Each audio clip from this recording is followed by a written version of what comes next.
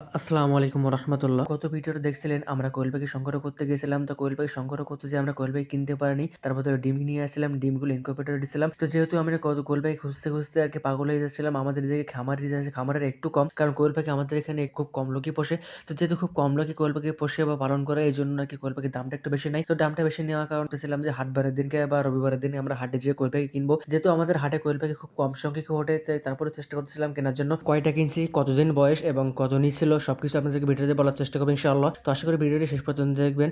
আপনারা জানেন আমাদের ফার্নিচারের দোকান আছে। তো ফার্নিচারের দোকানে আমাদের প্রতিদিন ৭টা থেকে বিকাল ৪টা পর্যন্ত বা কখনো ৩টা পর্যন্ত কাজ করতে হয়। আর আমাদের দোকান আমাদেরকে চালাতে হয়। এজন্য দোকানে থাকা অবস্থায় দেন ১টার সময় যখন ১টা বাজে তখন হাটের উদ্দেশ্যে রওনা দিয়েছিলাম। তো আলহামদুলিল্লাহ এসে খুঁজতে দেখলাম যে কোয়েল পাখি আলহামদুলিল্লাহ কয়েক জায়গায় উঠছে। তো কয়েক জায়গায় দাম শুনলাম এবং বয়স সম্পর্কে জানতে চাইলাম। তো তিনি যা বলল সেটা আমার খুব পছন্দ হলো না। আপনারা কোয়েল পাখি নিতে চাইলে অবশ্যই ৩৫ থেকে ৪০ দিন বা ৩০ থেকে ৪০ দিনের ভিতরে কোয়েল পাখি নেওয়ার চেষ্টা করবেন, তাতে ভালো কিছু পাবো ইনশাআল্লাহ। আর দামাদামি করে নেওয়ার চেষ্টা করবেন, তাহলে আপনারা ভালো একটা দাম পাবেন। কারণ বয়সে কমই ছিল এবং দামগুলো বেশি ছিল। তো আলহামদুলিল্লাহ এই যে কোয়েল পাখিগুলো দেখতে পাচ্ছেন, কোয়েল পাখিগুলো রানিং ডিম পাড়তেছে। তো ডিম পাড়লেও কি হবে, রানিং বয়স কোয়েল পাখিগুলো বয়স হয়ে গেছে। আর আমি এরকম কোয়েল পাখি নিব না। আমি নিব হচ্ছে ৩৫ থেকে ৪০ দিন বয়স কোয়েল পাখি। এজন্য খুঁজতে আলহামদুলিল্লাহ একটা চাচার এখানে পেয়ে গেছিলাম। তো চাচাটার সাথে অনেক পরিচিত এবং অনেক ভালো সম্পর্ক। চাচা মোটামুটি এখানে সবসময় কোয়েল পাখি নিয়ে বসে। তো চাচার কোয়েল পাখিগুলো দিয়ে আমার অনেক ভালো লাগতেছিল।